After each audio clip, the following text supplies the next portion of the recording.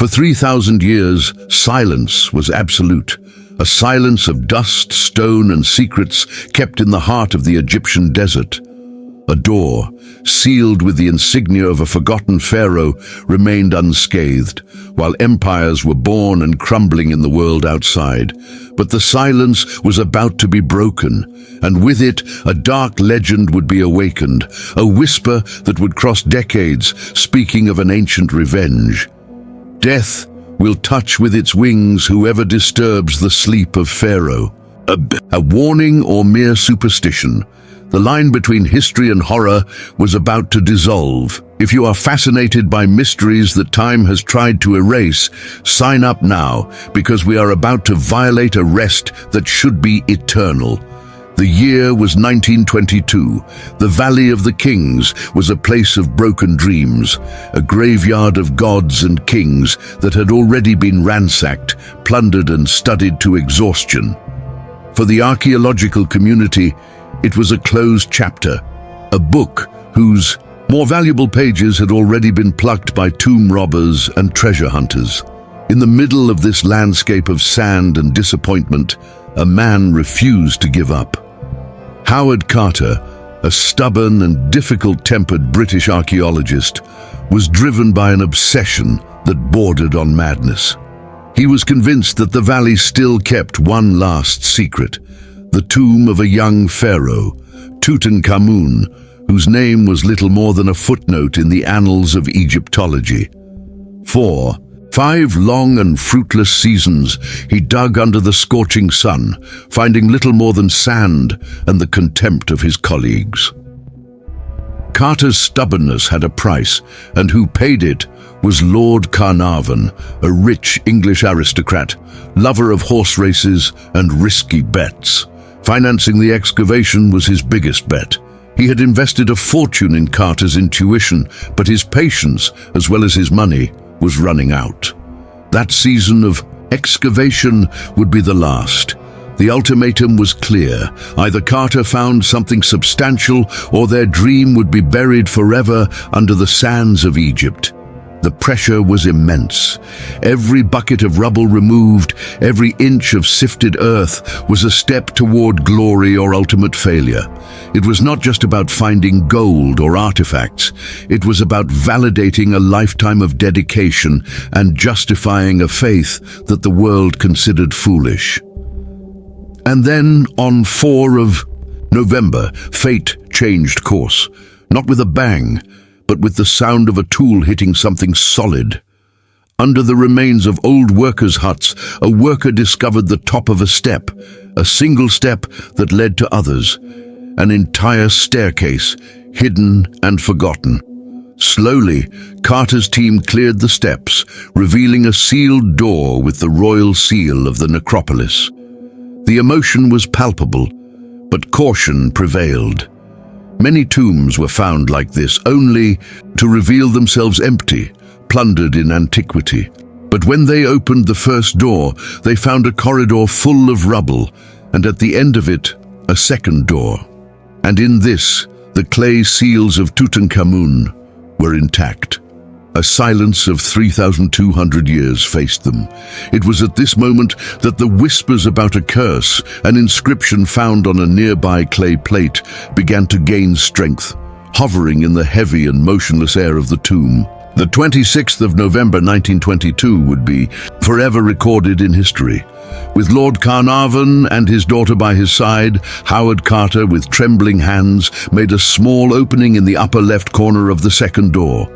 The hot and stale air, trapped for millennia, escaped, making the flame of his candle dance dangerously. It was the breath of a lost world. He raised the candle and peered through the crack, his eyes struggling to adjust to the deep darkness. Behind him, the silence was deafening, broken only by the question, impatient of Carnarvon, "Can you see anything?" Carter did not respond immediately. He was paralyzed, witnessing a brightness that did not belong to his world. The brightness of gold. Everywhere, the brightness of gold. After a moment that seemed like an eternity, he finally turned, his voice a whisper of pure wonder that would change the world forever. Yes, wonderful things. The initial euphoria, the gleam of gold in Carter's eyes, would soon give way to a shadow. The first, thousands of miles in England, his bitch, Susie, who nurtured an almost human devotion to the owner, raised her head, uttered a lugubrious howl, and fell dead. No apparent cause. Carnarvon's death was the trigger that turned the curse into a worldwide phenomenon, but the final and most chilling piece of the puzzle was yet to come, hidden under Pharaoh's own bandages. Months later, when Carter's team finally performed the mummy autopsy, they made a discovery that froze the blood of all. On the young king's left cheek, exactly in the same place of Lord Carnarvon's fatal bite, there was a small lesion, a dark mark perfectly preserved for 3 millennia. The symmetry was perfect, the connection undeniable. A macabre mirroring through millennia, statistically impossible coincidence, or the first calculated and terribly precise act of revenge of the Pharaoh boy. Lord Carnarvon's death was not an end, it was the estopim. What followed was a cascade of tragedies that turned a whisper of curse into a global cry. Just a few months after the death of his financier, American tycoon George J. Gould visited the tomb. He was a man of immense wealth and power, accustomed to defying limits. In the Valley of the Kings, he caught a cold, nothing alarming for a man of his stature. But the cold quickly turned into a violent fever and in a matter of days evolved to a fatal pneumonia. He died in May 1923 on the French Riviera. The press was relentless. The second rich man to challenge Pharaoh's rest had fallen. The coincidence was too glaring to be ignored, and the narrative of Tutankhamun's revenge began to take a frighteningly concrete form, with each new death serving as a bloody new chapter.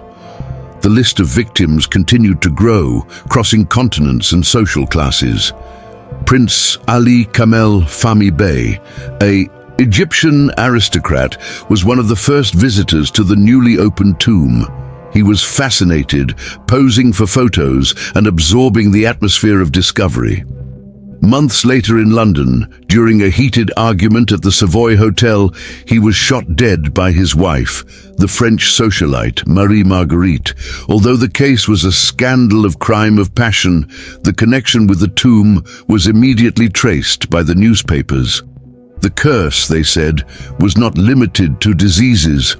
Mysterious. It could poison the mind, inflame passions, and lead to violence. The death of the prince was not seen as a mere domestic drama, but as further evidence of the dark and multifaceted scope of the pharaoh's power, which now seemed to manipulate the living to carry out his mortal designs. The shadow of the curse was getting closer and closer to Howard Carter's inner circle.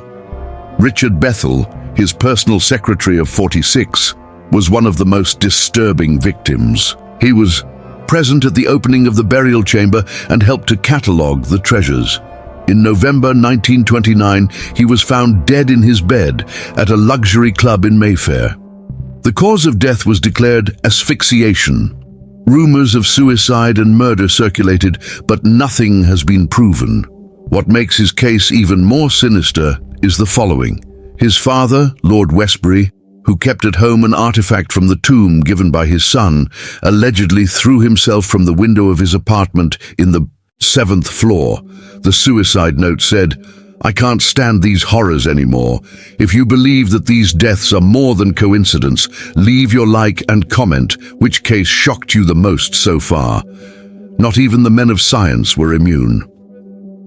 Sir Archibald Douglas Reed, the pioneering radiologist who used his X-ray technology to examine the sarcophagus of Tutankhamun before it was opened, died of a mysterious and fulminant disease in 1924, shortly after carrying out his work. Arthur Mace, a crucial member of Carter's excavation team, who spent years working meticulously on the preservation of artifacts, complained of overwhelming tiredness before succumbing to what was diagnosed as pleurisy in 1928.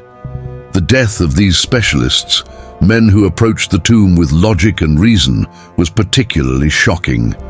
It seemed that the curse mocked modern knowledge, proving that there were ancient forces that 20th century science simply did not, could explain or fight.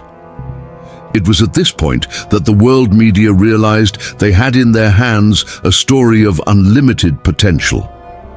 Newspapers from London to New York competed to report the latest victim of the curse. Every accident, every illness, every premature death of anyone remotely connected to the expedition was printed in tabloid headlines. The curse of Tutankhamun has become a cultural phenomenon, a monster fed by press ink and appetite, insatiable of the public by mystery and macabre. The line between fact and fiction has become irremediably blurred.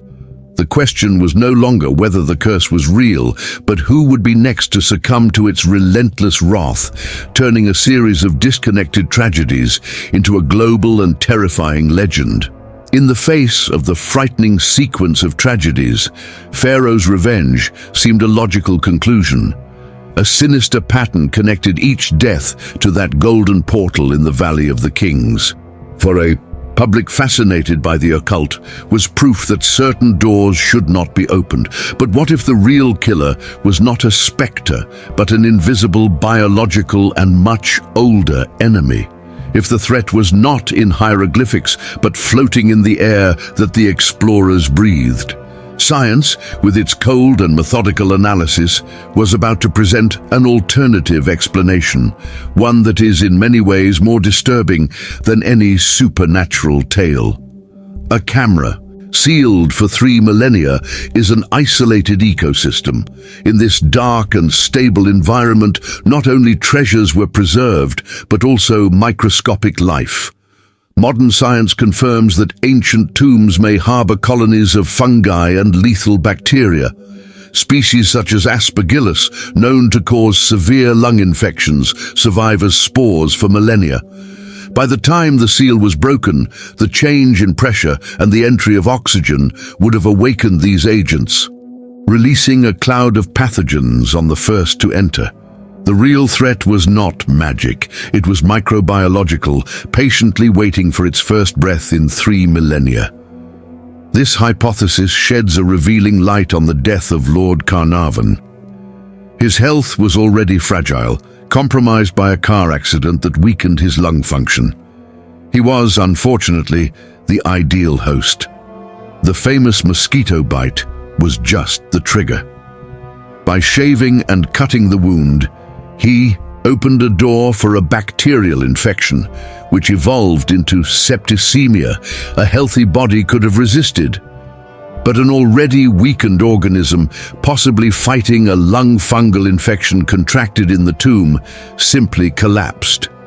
It was not a spell, but a perfect storm of vulnerability and exposure to real and invisible danger. With the idea of the curse planted by the press, human psychology did the rest. The phenomenon is the confirmation bias, the tendency to seek and interpret facts that confirm our beliefs. Each subsequent death, no matter the cause, was attached to the narrative. The financier George J. Gould died of pneumonia months after a visit. Curse.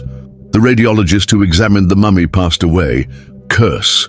It was not known that pneumonia was a common cause of death and that radiologists at the time exposed themselves to dangerous levels of radiation. Deaths from accidents or old age have been added to the list, strengthening the legend, while logic was forgotten. However, the most devastating proof against the curse is also the most obvious. Howard Carter himself. The man who violated the seal, who first breathed that ancient air and spent a decade immersed in the tomb. If there was a supernatural revenge, he should have been the main target. Carter, however, lived for another 17 years after the discovery, dying of natural causes at age 64. He was no exception. Of the 58 team members present at opening of the chamber, the overwhelming majority lived long lives. The magnifying glass of science and statistics reveals that the curse, although a fantastic story, was just that, a story built on coincidence and fear. Even with science uncovering fungal spores and logic pointing to confirmation bias, the curse refuses to die. The reason is simple. The truth is mundane, but the legend is magnificent. No one wants to hear about bacteria when they can have the story of a vengeful boy king protecting his eternal rest with ancient magic. The curse offers a purposeful narrative, a sense of cosmic justice against the arrogance of men who dare to disturb the dead. It turns an archaeological dig into a gothic horror epic, and this transformation is irresistible to the human imagination. The scientific explanation, however correct it may be, can never compete with the appeal of a good mystery. It was this narrative that catapulted Tutankhamun from obscurity to global stardom. Before Carter, he was a footnote, a minor pharaoh. After the curse, his name became synonymous with treasures and danger. Hollywood embraced the idea fervently, creating the genre of Egyptian terror, with mummies resurrected as iconic villains. The fashion and art of the 1920s were flooded by a febrile Egyptomania, fueled not by the historical importance of the find, but by the fascinating tale of its protection. Supernatural. The curse was the best marketing campaign a forgotten pharaoh could wish for, ensuring that his name would be pronounced in every corner of the world. This forces us to ask, why this need to believe? The answer lies in our psyche. In an increasingly rationalized and demystified world, the curse of Tutankhamun offers a refuge for the wonderful, a reminder that there may be forces beyond our comprehension. She echoes primordial fears on mortality and the respect due to the dead. The story serves as a modern fable about the arrogance of violating the sacred in the name of science or greed. It is a narrative that comforts us with the idea that the universe has its own rules and magic, and that not everything can be explained and catalogued within a laboratory. The impact is so deep that it has contaminated the perception of the artifacts themselves. The golden mask of Tutankhamun is one of the most famous objects of humanity, but its fame is intrinsically linked to the legend. We look at those eyes of obsidian and see not only the work of a 3,000-year-old craftsman, we see the face of the curse. The brightness of gold reflects not only light, but dark stories of unexplained deaths. Legend has given each tomb object a sinister aura that transcends its archaeological value. They are no longer just relics, they are protagonists of a horror story that the world refuses to forget. In the end, the irony is monumental.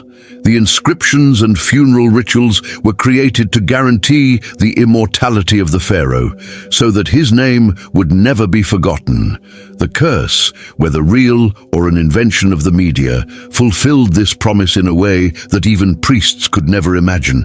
Tutankhamun is not remembered for his political reforms or his battles. He is immortalized as the guardian of his own tomb. Howard Carter set out in search of a king, but what he unleashed for the world was a myth. And this myth proved to be the true treasure, more enduring than gold and more powerful than death itself.